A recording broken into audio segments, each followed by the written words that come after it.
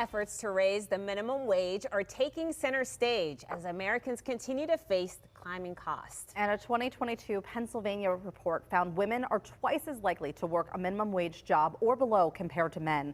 That's the topic of today's Be Inspired segment with Natalie Bencivenga. Natalie joins us now, and you know, it's so crazy that we're still talking about this. Mind-boggling. And it's still, to me, it's so crazy that we're still faced with $7.25 an hour, which is nothing. It's a starvation wage. When you actually look at a 40-hour work week at that wage, it comes out to about $15,000 and change before taxes.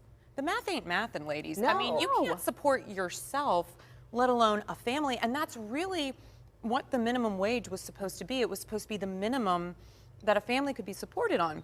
And we look at the history of it.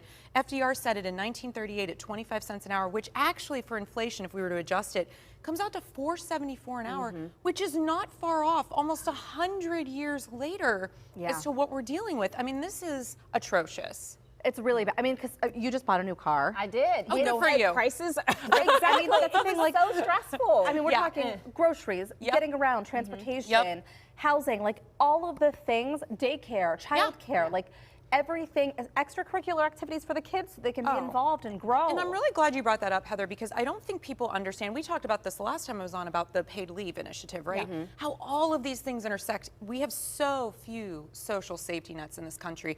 And when one thing, just one thing, a car breaks down, a kid gets sick, we can't go to work, we have to take time off, and we're an hourly worker, we're not getting paid for that day. And if you're already at the minimum, my gosh, you could end up homeless. It is that quick of a situation. It's just so stressful to think about. And I know people have been fighting to get the minimum wage for a very long time.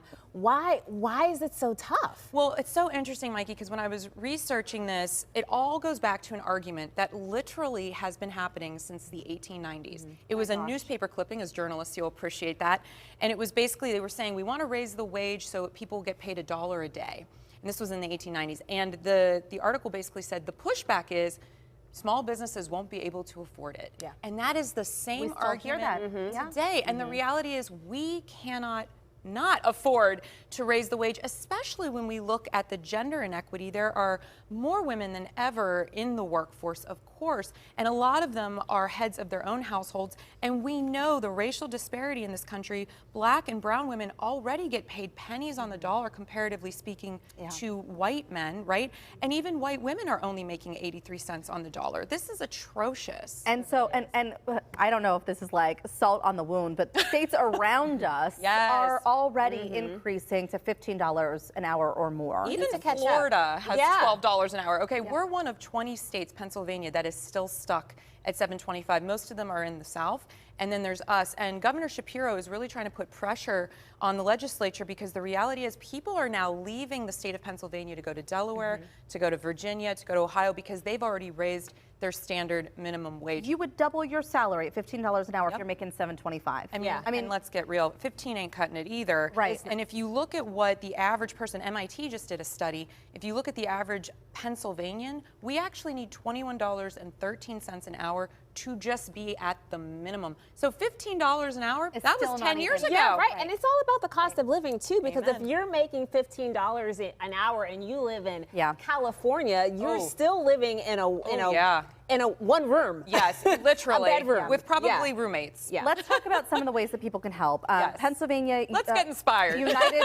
What is it? United Wage Local. Yeah, what I love about what's happening in Pennsylvania is there's multiple organizations trying to put pressure on what's happening at the government level. And United Wage Local is, Pennsylvania's United Wage Local is one of them. What they're trying to do is get municipalities, because God knows we got a lot of those in this state, to say, hey, if this municipality can raise the wage, it's going to put pressure on the rest, which will eventually spill over and put pressure on the state. Spread Yes, and then there's Raise the Wage, which has a PA chapter, and One Fair Wage, which also has a Pennsylvania chapter. I encourage people not only learn about this topic and how it impacts you and the people all around you, but also get registered to vote. We've got a lot of elections coming up.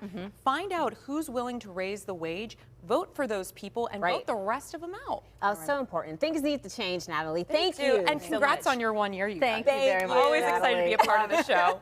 All right, if you're interested in learning more about the Pennsylvania groups fighting for a higher wage, we will have links on our website at kdka.com/talkpittsburgh. Now we're checking back in with Kelly. It's Friday Eve.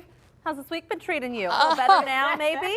Yeah, a whole lot better now. You know what? I've been tired ever since our workout challenge with Jordan yesterday. I did like 4 squats, and we deserve this, but I think it got a little fight left in me. Our certified sommelier is helping us get physical. Next, sit tight.